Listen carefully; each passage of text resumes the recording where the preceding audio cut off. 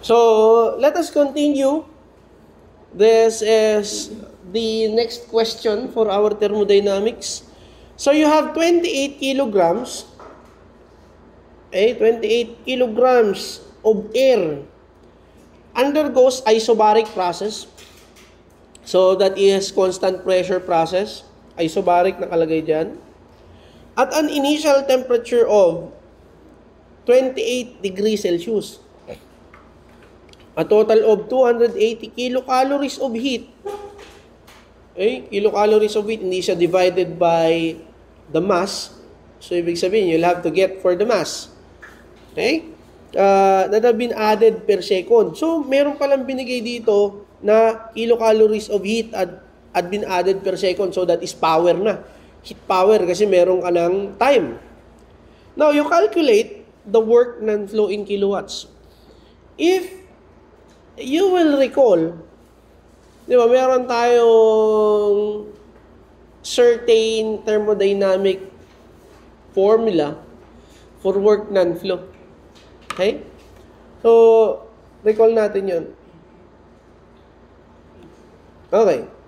So, we have given heat, di ba? Q is given. That is 280,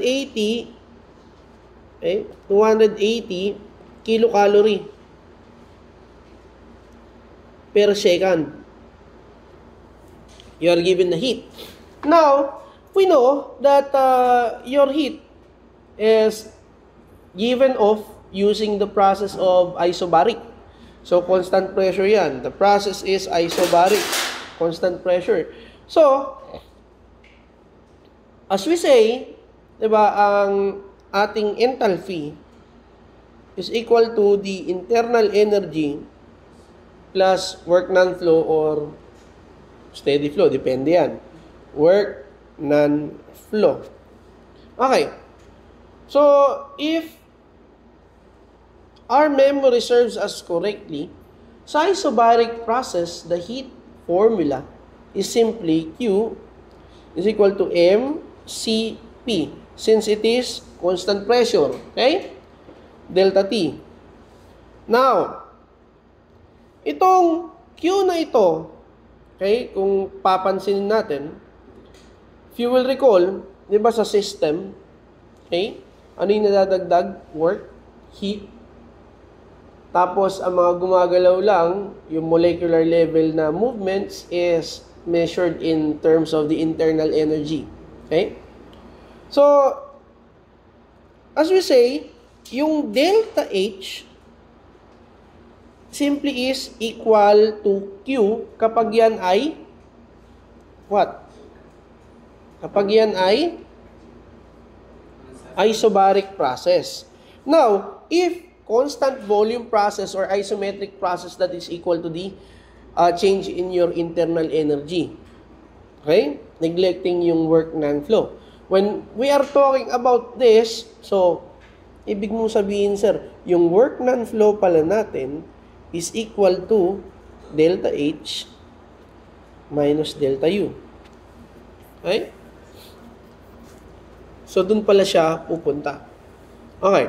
Recall natin, yung work non-flow is kapag wala ka talagang change in your volume and your pressure. Okay?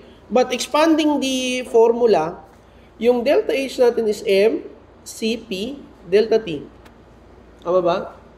And then yung delta U natin is M, Cv, delta T. Kung mapapansin nyo, pwede nating i-factor out yung M, delta T.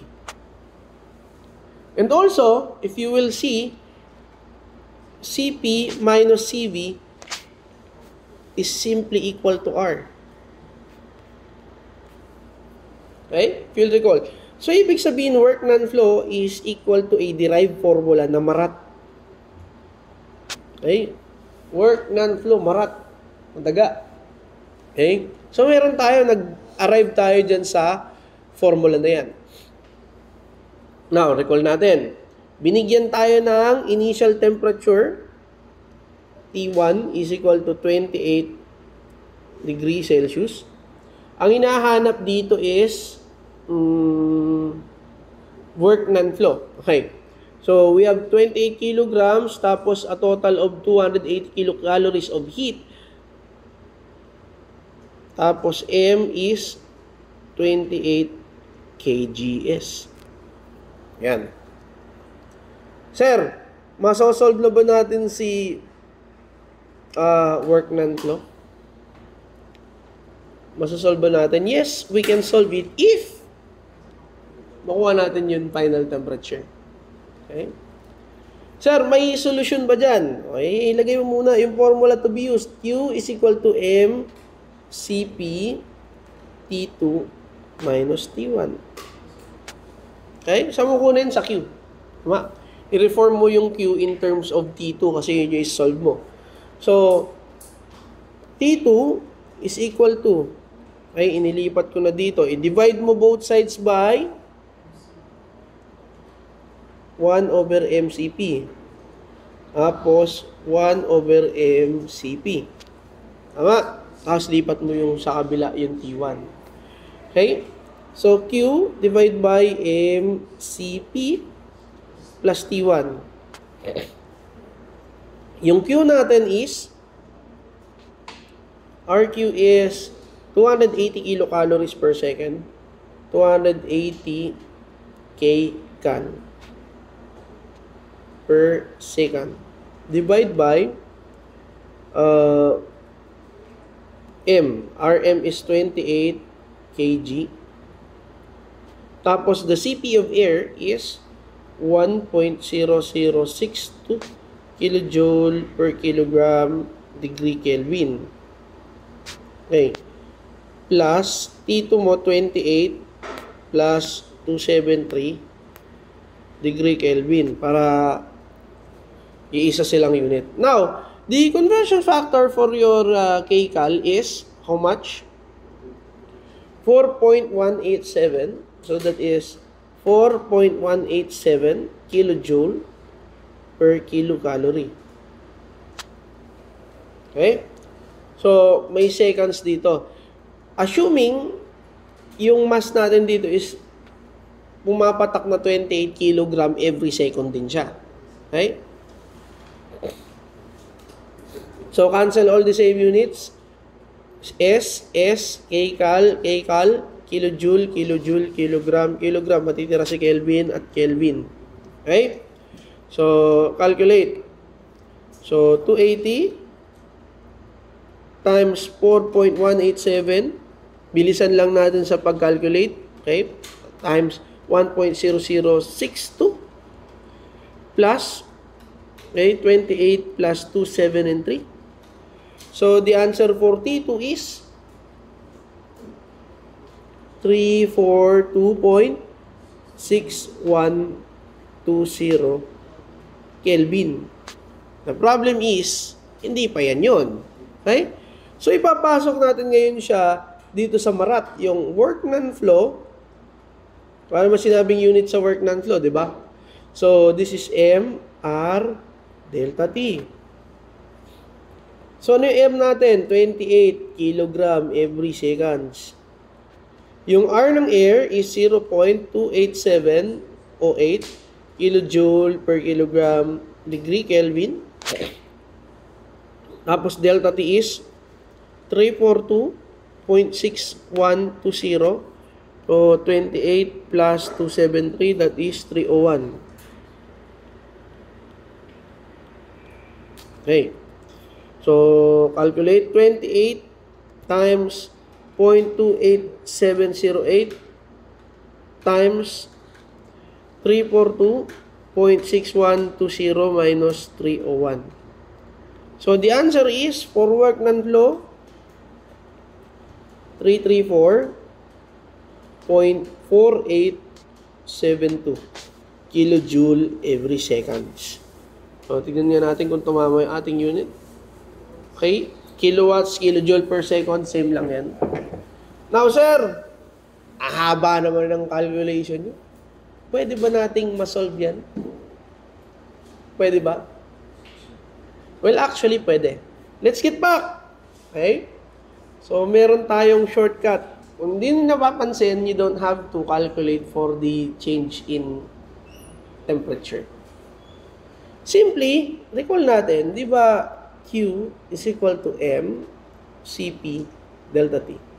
Am I right? Am I right? Yung hiwalay natin Q divide by Cp, to shortcut.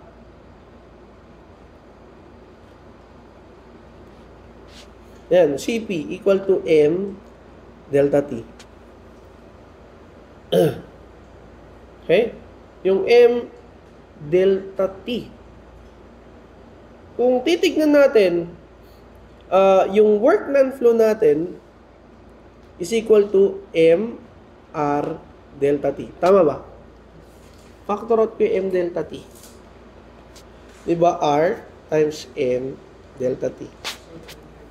Diba? Meron tayong Q and Cp. We know Q and Cp. Alam din natin si R. Ma-compute natin si work non-flow without even going to solving your final temperature. So, yung work non-flow natin, tingnan nga natin kung tatama siya. Yung M delta T is equal to Q divided by Cp. Your Q is 280 kilocalorie per second. Divide by Cp, 1.0062 kilojoule per kilogram degree Kelvin. Now, ano yung R ng air? 0.28708 kilojoule per kilogram degree Kelvin. I-multiply ko na lang to ng 4.187 kilojoule per kilocalorie. Cancel all same units. Basic yan. So, let us see. 280 times 0.28708 times 4.187 divide by 1.0062. We don't have to solve for the final temperature. Okay? So, your work non-flow is equal to 334.4873. So, very basic lang yung pag marunong ka magpaikot-ikot ng algebra. Okay? So, next problem is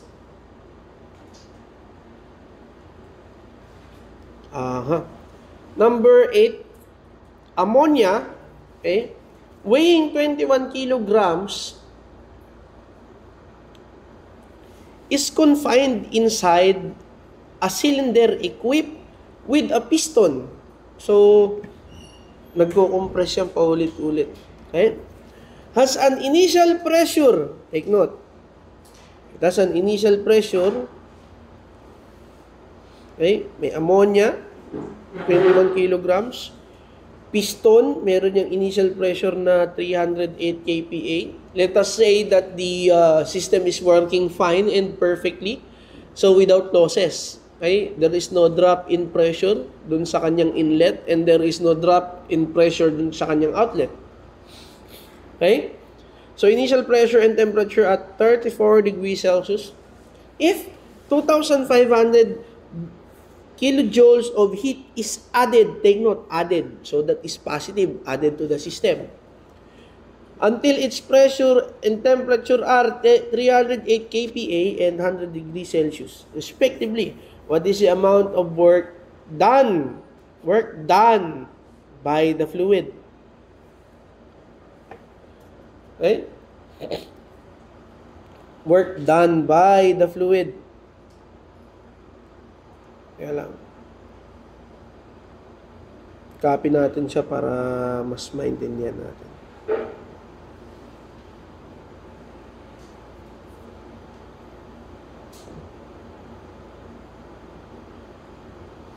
Okay? So, work done by the fluid. I-drawing natin yung system. Okay? If this is your system, kulay blue na lang natin.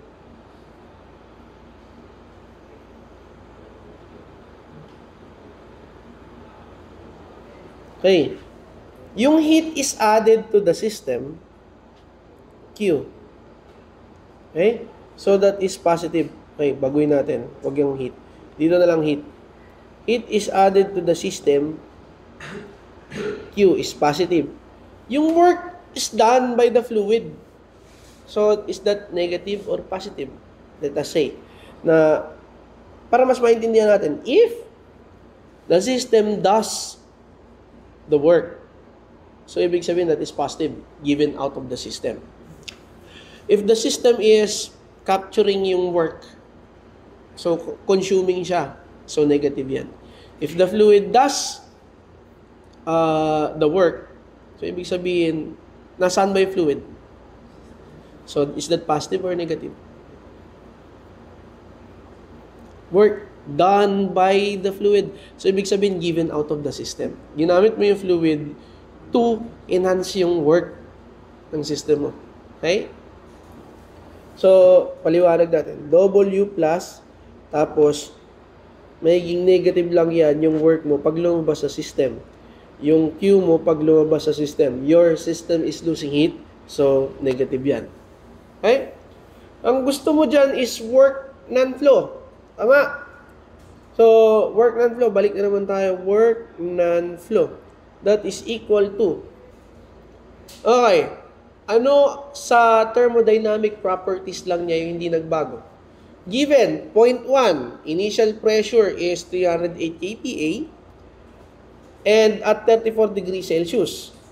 Okay? Ano yung volume na binigay? Hindi natin masasabi. Kasi you are given the mass. Tama. Pwedeng gamitin mo yung ideal gas equation. Another one. Okay? Heat is added. Until daw, yung ammonia is having a pressure of final na 308 kPa and 100 degrees Celsius. So, ano napansin nyo? May nagbago ba? 308 kPa initial, 308 kPa final. So, ano yan? Isobaric heat addition. Okay? So, your work non-flow will be, since pressure is constant, so pressure, yung work non-flow niya, ang nagbabago lang ay yung volume. Okay? Commonly, kung titignan natin, yung initial volume is always greater than the sa compression yung initial volume is greater than the final volume. Okay? Although mataas na yung pressure kapag iprines mo. So, what happens there? Mataas yung volume, palit yung volume. Kaya nagiging negative yung work ng compression. Okay? So, ibig sabihin ng compression, bawal ka mag-add ng heat doon sa fluid mo. 'Di ba? Ang air kapag kinompress mo, technically, sa real world, mainit yung air na yun pag kinompress mo. Kasi nagdagdag ka ng work. Now, i-maintain yun na ganun yung temperature niya. Kaya meron siya intercooling. Okay? IPE yan. So, pag kinompress mo yan, syempre, liliit yung volume nun. Technically, the work is consumed by the system because in-input mo dun sa fluid para makompress mo siya.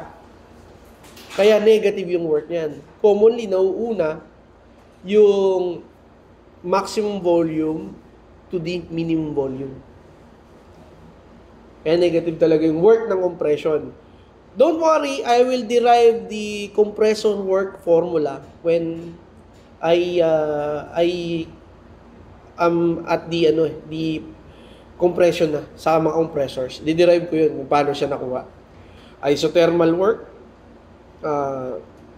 polytropic work, tsaka yung isa is the adiabatic work, yung isentropic work. Now, getting back. Yung work non-flow natin is PV, P delta V. Okay? So, yung work non-flow, di ba, H is equal to delta U. Delta H is equal to delta U minus work non-flow. Tandaan nyo lang yung formula ngayon. Okay? So, this is equal to delta H minus delta U.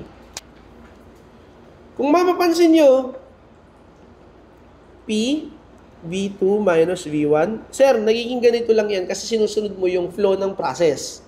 Diba? Final minus initial. Pero mathematically, yung value niyan is negative. Kasi compression work yun eh. Okay? So, this is delta H delta U M Cp delta T minus M Cv delta T. Kung mapapansin natin, pwede natin ilabas yung M delta T at yung Cp and Cv ay equal to R. So, M R delta T. Tapos P V2 minus V1. Siya ang hinahanap sa atin dito is the amount of work done by the fluid. So, work non-flow nga siya. Meron ba akong M? May mass ba ako dyan? 21 kilograms. So, mass of ammonia. By the way, anong chemical formula ng ammonia? NH4. Sigurado kayo. NH4. Ammonium. Okay? Methane. CH4. Butane.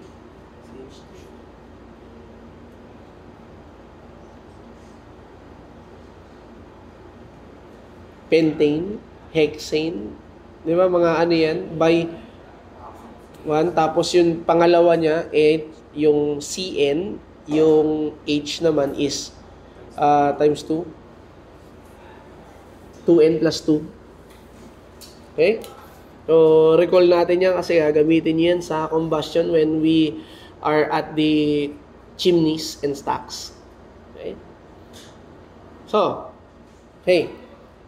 Pwede natin sabihin na MR delta T, yung work non-flow natin. Work non-flow is equal to, ito, equal lahat yan sa work non-flow. Okay? MR delta T. Ano yung M natin? That is 21 kilograms. Yung R natin ng ammonia. Hindi natin alam. Diba? So, we'll go with yung R natin dito. R bar over molecular weight. Ano ba molecular weight ng NH3? Ilan ba yung N? 14 sa Chonsam eh. Chonsam. Ang carbon? 12. 12. Hydrogen? 1. Okay. Oxygen? 16. Sulfur? 32.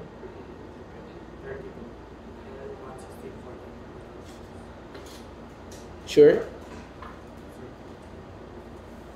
Sure? Okay. You have to check it again. Kasi magkakaroon, pag nag-board exam ka, lagi ka magkakaroon ng doubt sa kung anong alam mo. Okay? Ganun yun. You have to check it twice. And then, let's get back. 8.3143 divide by 14. Tama? Kasi N plus 3. NH3. Ang unit is kilojoule per kilogram degree Kelvin. Ano yung temperature natin nung una? 100 tsaka 34. So, 100 minus 34. So, change in temperature to. So, delta K, delta T na yan. So, K na agad. Cancel all same units. Kilogram, kilogram, Kelvin, Kelvin. Kilojoule naman ang hinahanap. So, 21 times 8.3143 times 100 minus 34, 66. Divide by 14 plus 3, 17. So, the answer is 677.86 kilojoule. Ayan. That's very simple.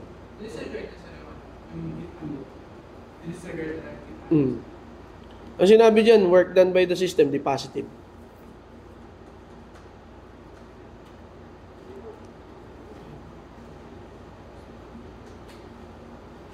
Okay. Next. Next one. A closed vessel. Okay, alam nyo na kagad pag closed vessel. Okay. A closed vessel contains air at a pressure of 180. Okay. 180 KPA gauge, KPAG, KPAG, at temperature of 18 degrees Celsius. Find the final gauge pressure in KPA if the air is heated during an isometric process. So, V is constant. To 81 degrees Fahrenheit. Okay? The pressure, atmospheric pressure is 101.8 kPa. Hanapin natin is the final gauge pressure. Okay. Kapag ganito ang mga problems natin, ang ginagawa ko, di ba, isometric, hindi ko sure eh. Hindi ko sure. Kuwari, medyo windang na ako sa pag-solve. Ilalagay ko yung combined gas law. So, P1, V1 over T1 equal to P2, V2 over T2. Sir, sa ideal gas law, recall natin, P, V is equal to M, R, T. Tama ba? Am I right? So, sir, pag nilagay ko, dinivide ko lahat to ng T, it will become PVT equal to MR. Tama? We say that the mass is always constant. It will not change because of the law of conservation of mass. Tama? And then, absolute naman ang gas constant niya. Hindi nagbabago yun. So, we can say this is equal to MR. Yan yung kabuuan ng combined gas law. Okay?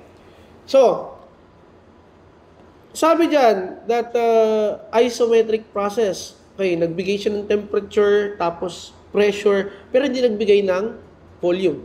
So, ibig sabihin niya, don't have anything to quantify the volume. Kaya hindi mo na kailangan solve yun. So, ika-cancel out mo yung V. Constant naman. Now, let's get back. So, P1 over T1, P2 over T2. Lahat dapat yan is in absolute value. Okay? Ang hinahanap mo dito is pressure to in final gauge pressure. Okay? So, P2 is equal to P1 T2 over T1. Okay? Ano ba yung mga given? Check natin. The given is T1 equal to 18 degrees Celsius. T2 is 81 degrees Fahrenheit. Okay? Tapos, P1 is equal to 180 kPa. Okay? P atmospheric is equal to 101.8 kPa. Okay. So, majority is in SI units. So, you'll have to convert na lang yung isa. Convert natin yung 81. So, kung gagawin ko dito, 81, may convert dito. Shift convert. Temperature natin is, sabihin temperature dito.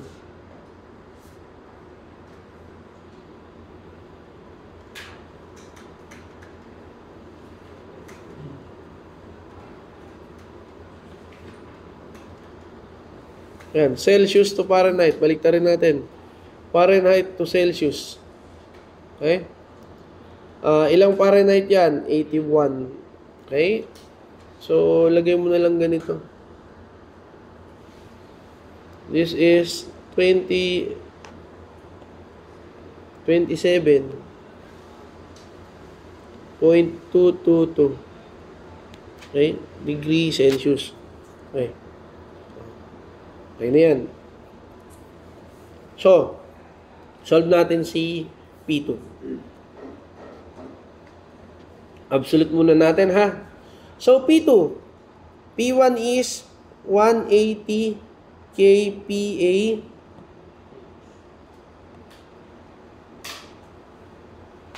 Anong ginagawa natin kapag naka-gauge? Add or minus? Kapag vacuum, negative ang vacuum, di ba? Okay? So, plus natin to para maging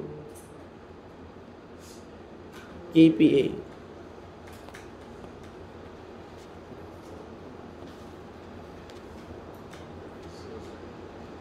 Yan.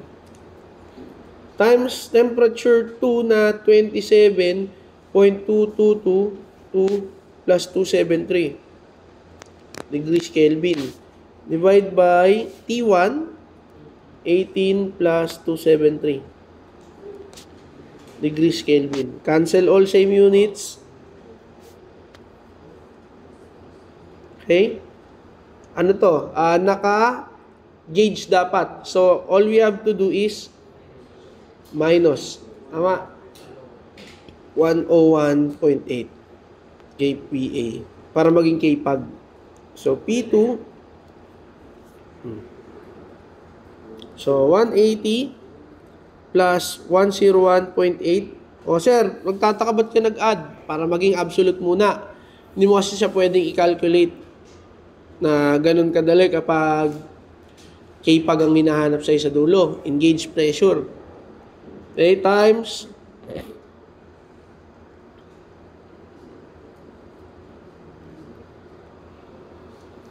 tapos 18 plus 273 minus 101.8.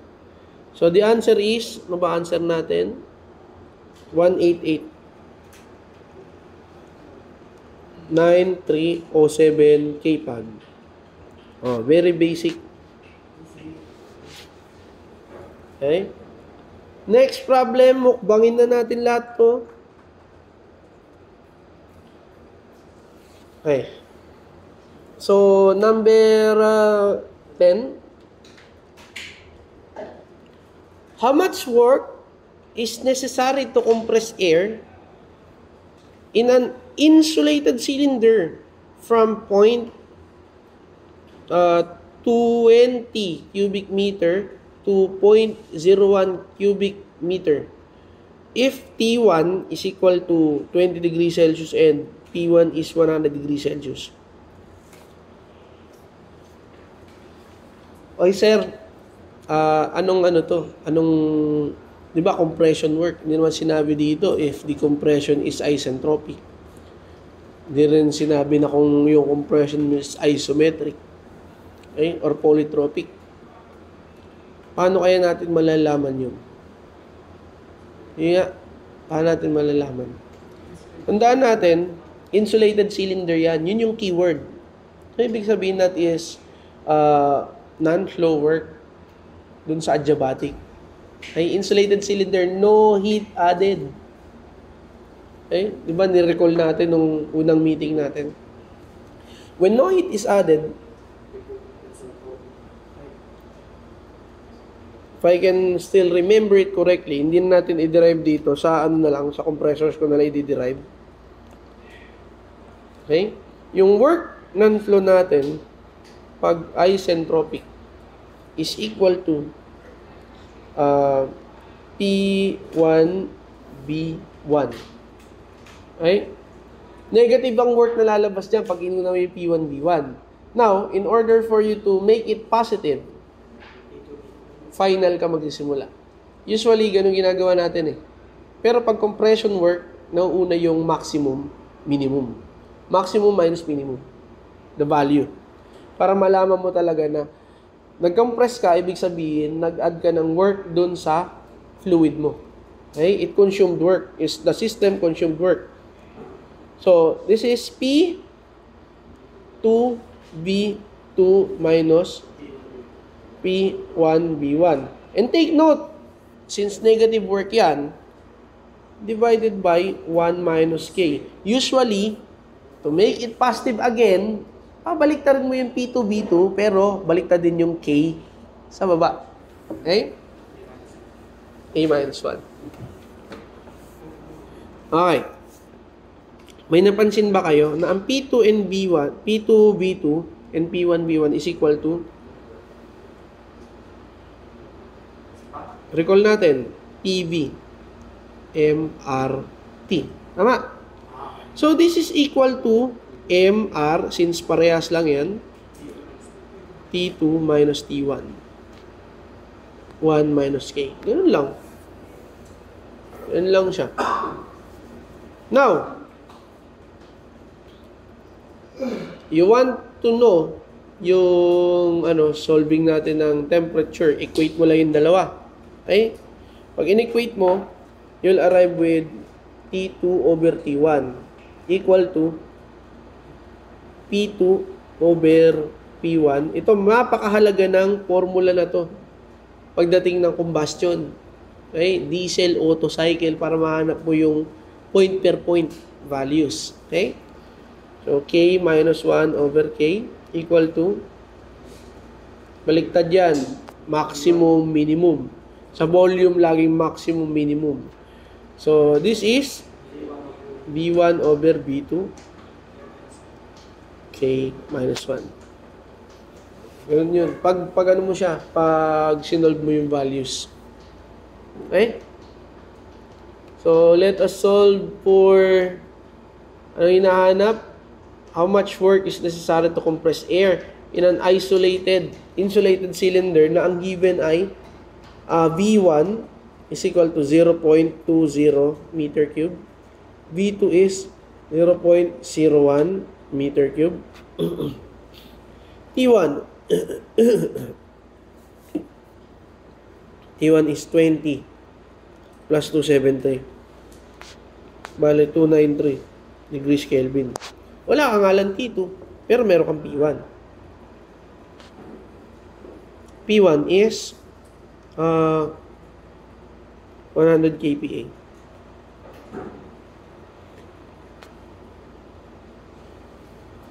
Sir, ano kaya ito? Masosolve ko kaya yan?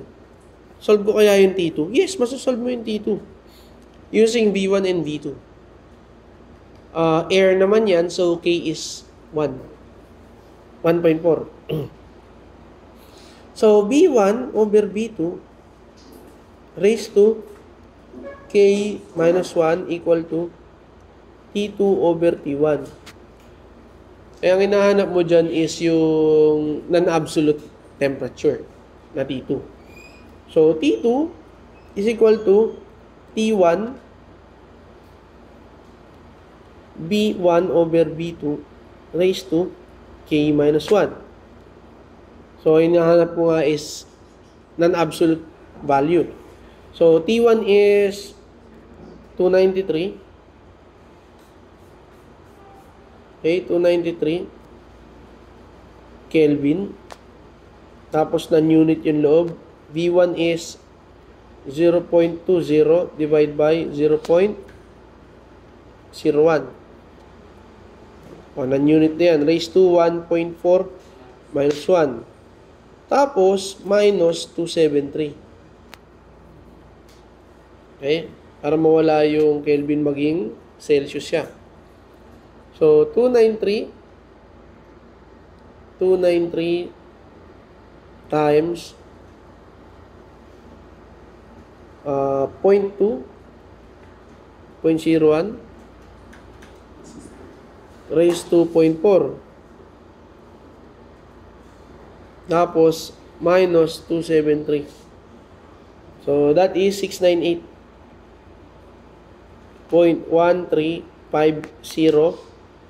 degree Celsius. Ang laki nung tinaas niya.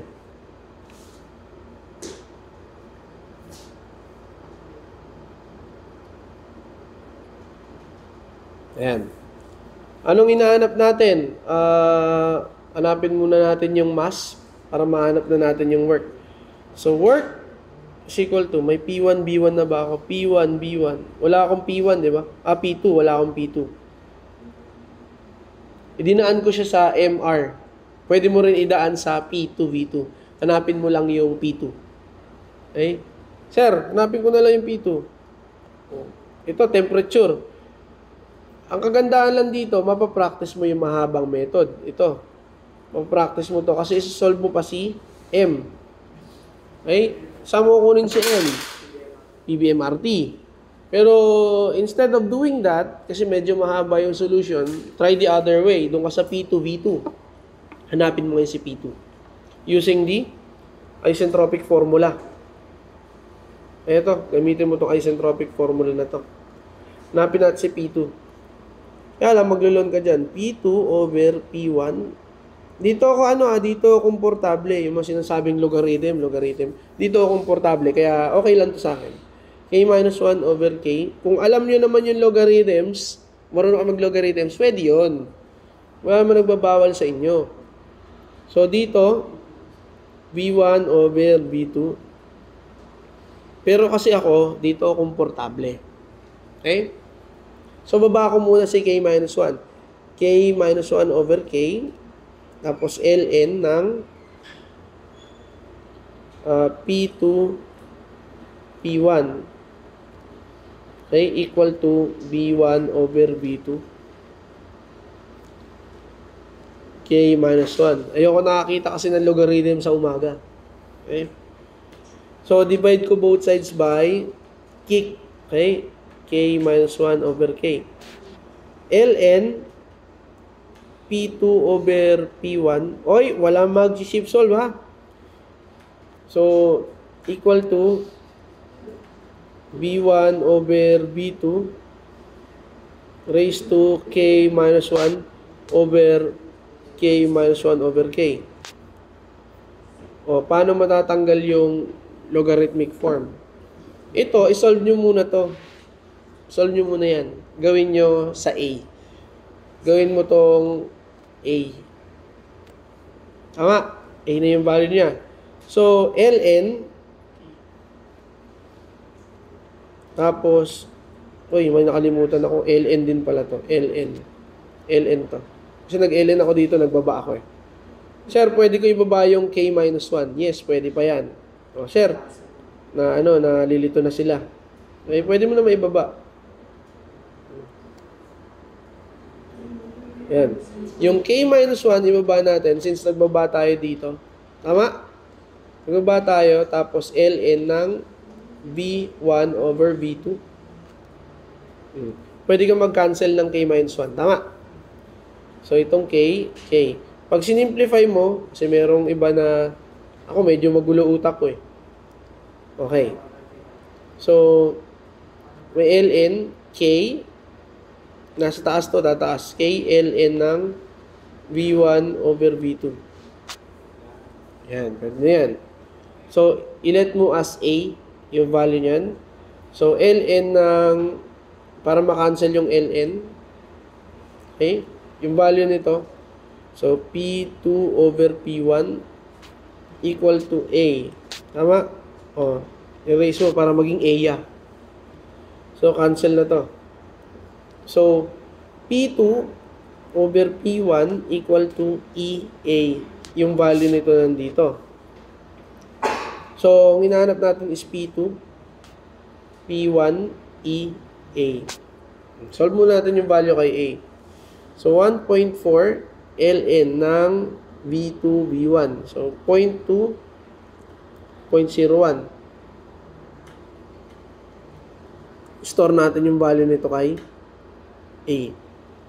Nakastore yung value niya kay A. So, P1 natin is 100. Hindi ako nagkakamali. 100. 100. Tapos, E. Asan yung E? Yan. Shift E. Alpha E. Raised to. Recall natin. Shift. Hindi pala. Alpha A. Alpha A. Ayan. So, yun yung value.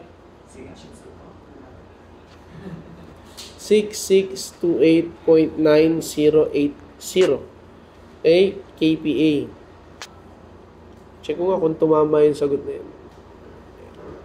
Okay. O, meron na tayong P2. So, punta na tayo sa work non-flow. P2 V2 minus P1 V1 over 1 minus K. Yung P2 natin is 6628.9080. Okay, yung V2 is 0.01. Ang unit niyan, para hindi ka nalilito, kilonewton meter squared times meter cube. Okay? Minus 100 kilonewton per meter squared. Eh, huwag mo na lagyan ng unit. Nilagay ko na sa taas. 100 times 0.2. Divide by 1 minus 1.4. I bet negative to kasi negative yung kanyang divisor. Okay? So, 6628 0.908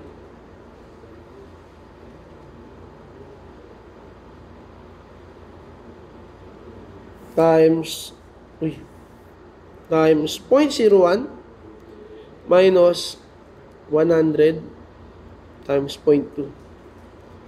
So, 1 minus 1.4. So, negative dapat. Kasi compression work.